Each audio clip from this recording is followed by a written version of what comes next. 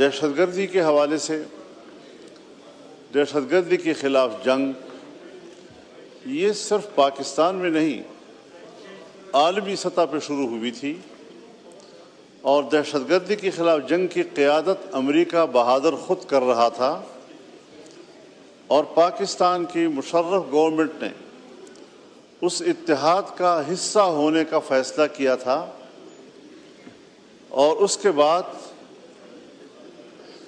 دہشت گردی کے ساتھ ساتھ یہاں پر بدعنوانیوں کے خلاف، کرپشن کے خلاف نیب قوانین بنائے گئے۔ مجھے تعجب اس بات پر ہے کہ کبھی کسی قانون دان نے یا کبھی کسی پارلیمنٹیرین نے اس تمام تر تاریخ اور اس تمام تر ماضی میں، اس تمام تر قانونی چارہ-جوئیوں میں اس نقطے کو کبھی دیکھا ہے کہ ہم نے اس قانون سازی کے تحت پاکستان کے ہر فرد کو، پاکستان کے ہر شہری کو پیدائشی مجرم قرار دے دیا ہے۔ پاکستان کا ہر شہری اس وقت پاکستان میں مجرم ہے۔ حکومت اور ادارے جب چاہیں بغیر پوچھے کسی شخص کو بھی گرفتار کر سکتی ہیں، اور گرفتار کر لینے کے بعد پھر اس کو ثابت کرنا ہوگا کہ میں گناہ گار نہیں ہوں۔ یہ شریعت کے لحاظ سے کہاں ہے، یہ انسانیت کے لحاظ سے کہاں ہے؟ اس کا نشانہ صرف پاکستانی قوم کو کس طرح بنا دیا گیا ہے، اور پھر ہماری طرح کے کچھ کمزور ممالک، ترقی پذیر ممالک، ان کے کچھ حوالے بھی دیے جاتے ہیں کہ یہ قانون فلاں ملک میں ہے۔ غلط قانون کو بطور نظیر پیش نہیں کیا جا سکتا۔ آپ جانتے ہیں کہ کتنے ممالک ہیں دنیا میں کہ اسی طرح کی غلط قانون سازیوں اور عدالت کے غلط فیصلوں کے نتیجے میں ہمارے قانون اور ہمارے فیصلے بطور نظیر پیش نہیں کیے جا سکتے۔ ان عدالتوں نے بھی پابندی لگائی ہوئی ہے، ان پارلیمنٹوں نے بھی پابندی لگائی ہوئی ہے۔ ہم کہاں جا رہے ہیں؟ میں بتانا چاہتا ہوں، ایک شخص کو گرفتار کیا گیا خفیہ رپورٹ کی بنیاد پر اپنے گاؤں سے 15-16 کلومیٹر دور، اور لگا دیا کہ جی اس کے گھر سے اسلحہ پکڑا گیا۔ بھائی تم گھر میں گئے نہیں ہو، تم نے 16 کلومیٹر دور اس کو پکڑا ہے، ایک دکان میں پکڑا ہے اس کو، گھر سے برآمد ہو گیا اسلحہ۔ اس طرح کے جھوٹ بولے جاتے ہیں۔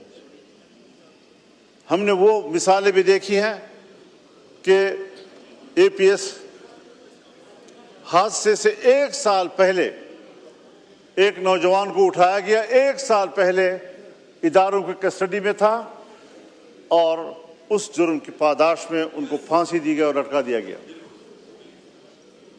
کون سا انصاف ہے ہمارے اس ملک میں؟ کس انصاف کی آپ باتیں کر رہے ہیں؟ دہشت گردی کے خلاف جنگ کب سے شروع ہوئی؟ کب سے ہم سفر کر رہے ہیں؟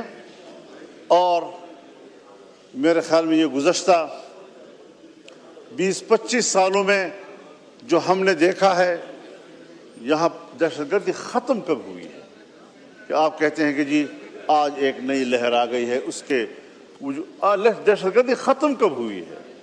اس کا سلسلہ کب ٹوٹا ہے؟ ہم اپنے گاؤں میں نہیں جا سکتے۔ میرے ملک کا ایک معزز شہری میرا مہمان تھا، میرے گھر سے نکلا، میرے گاؤں سے اسلام آباد کے لیے۔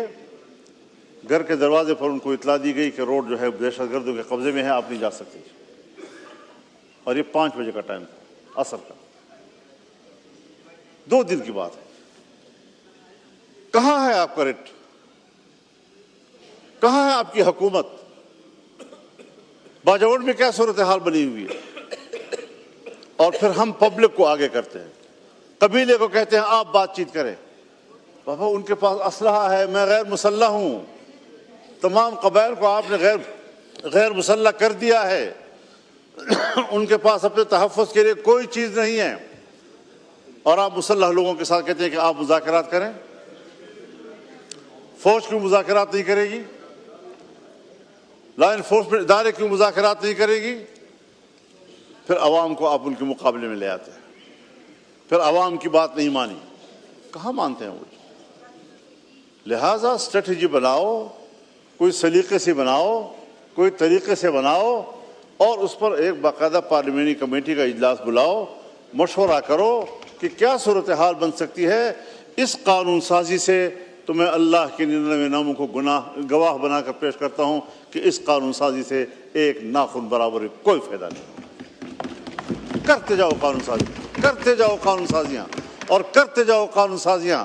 اس پارلیمنٹ کی بھی کوئی اہمیت نہیں ہے، اس کی قانون سازی کی کوئی اہمیت نہیں ہے۔ ایک قانون بنتا ہے، دباؤ آتا ہے، آپ اس میں ترمیم کرتے ہیں۔ آپ نے نیب کے قانون میں ترمیم کی، اس کے بعد پتہ نہیں پھر کون کون سے راستوں سے آپ نئی قانون سازی کے تحت وہی کچھ چیزیں لاتے ہیں۔ خدا کے لیے اگر ہمارے اوپر آپ نے جبر مسلط کرنا ہے اور آپ نے جبر کا نمائندہ بننا ہے، آپ نے جمہور کا نمائندہ نہیں بننا، تو پھر آپ ٹھیک ہے، فیصلے صحیح کر رہے ہیں۔ ٹھیک کھولیں۔ قانون سازی یہ کہیں سے کرائی جا رہی ہے، کسی دباؤ کے تحت پارلیمنٹ چل رہا ہے۔ تو جناب اسپیکر، آپ کے ہوتے ہوئے پارلیمنٹ کو دباؤ میں نہیں ہونا چاہیے۔ پارلیمنٹ کو ثابت کرنا چاہیے کہ وہ سپریم ہے، اس کے سپریمیسی کو ہمیں ثابت کرنی پڑے گی، ورنہ یہ جو صورت اب کیا یہ پلان نیشنل ایکشن پلان کبھی کبھی یاد آ جاتا ہے۔ نیشنل ایکشن پلان، آپ اس کے متن کو پڑھیں۔ اوپن اجلاس میں شاید میں بات کروں تو اس کا کوئی زیادہ فائدہ نہیں ہوگا، نقصانات ہوں گے۔ جتنا امتیازی قانون وہ پلان کی صورت میں بنایا گیا ہے وہ قانون بھی نہیں ہے، وہ ایک ایگریمنٹ ہے، آپس کی بات ہے۔ ہم نے سرکاری طور پر ایگزیکٹو کے طور پر اس کو اپروو کیا ہے۔